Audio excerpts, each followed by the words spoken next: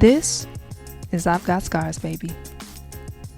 How do you feel like now? Because now you've started this burn foundation, and with your foundation, you're helping to support other burn survivors.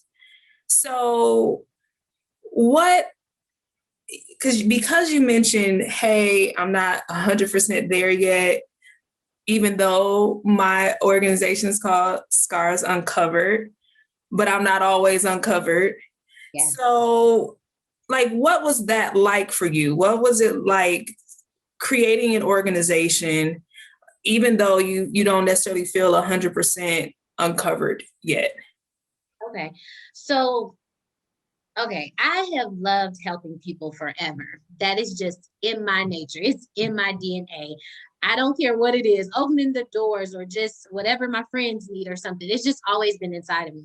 Mhm. So I remember I always wanted to do a nonprofit to assist the homeless, a nonprofit to feed people and all that good stuff. So I was just all over the place. Mhm. And I finally thought about burn survivors because I was thinking about, I've never seen a walk for burn survivors. So that kind of started the wheels turning. Mhm. And through that process, I started to think, of course, okay, I'll narrow it down. I'll help burn survivors, started researching what they needed. And when I got to the point of the name came to me in the most ironic place.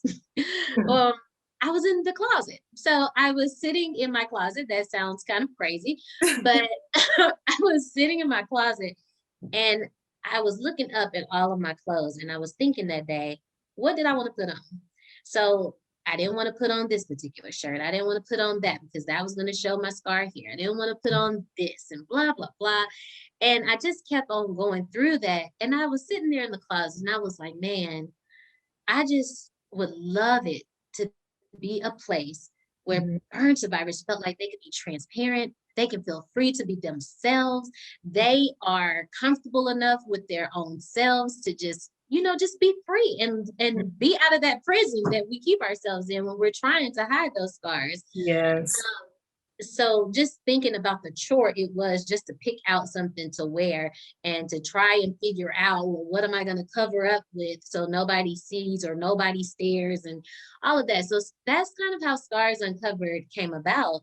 And to your other part of your question, I initially thought, man, I'm a hypocrite. How can I go out here and support people and tell them, hey, you should uncover your scars, you should be free, you should be transparent when Mhm. you're not there yourself? Yeah. So I remember talking to my parents and just talking to loved ones about it. And I was like, I just don't feel like I should. And it was told to me, sometimes God can use you right where you are, even if you may have not arrived just yet, but we guarantee you there's going to be somebody that is blessed by your ministry and what you're trying to do. Yeah. So that encouraged me a lot. And I was like, you know what? I'm going to push through. And even though I'm not there 100%, there is still a burn survivor that I can help through the process. And with me starting this organization, this has been probably the biggest part of the healing process for me. I've never been around many burn survivors as a child growing up. I had never been in like peer support groups or anything like that. So everything that the organization has offered, it has allowed me to be in circles that I wasn't initially. And it's really helping me through the journey. So I'm very, very grateful that I continued the process.